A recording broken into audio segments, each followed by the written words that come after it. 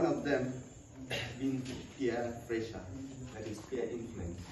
Another thing is how to leave a renowned legacy wherever we are. And then the third one is our society expectation.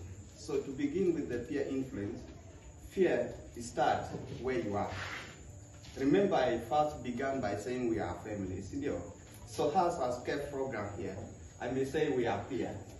Understanding that we are from the same age bracket, this means that we can influence one another in either a positive way or a negative way.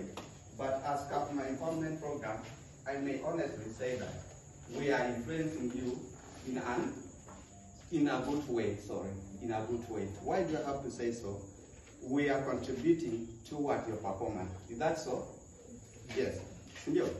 So we are contributing toward your future in terms of grade, the grade that you are going to attain afterward. Again, we are giving you mentorship services. Whatever we say here, we provide in the form of what? Of mentorship services. And that's why I say we are your good peer pressure. So sometimes take note on the friends that you have. Look at your friend. Is that person trying to lead you in a good direction or a bad direction? So coming to the customer empowerment program, and we said you have decided on the right decision. So to touch on the renowned legacy that I said before, a legacy is what you leave wherever you are. You can leave a renowned legacy to your friend. So what will your friend remember you with? That is what I meant.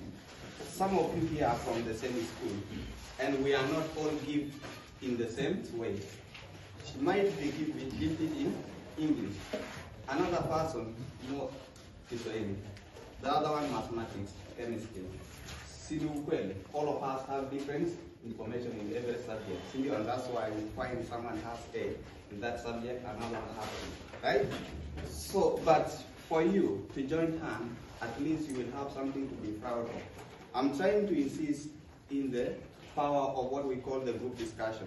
So for you to go back to your school, make sure like you have a group discussion.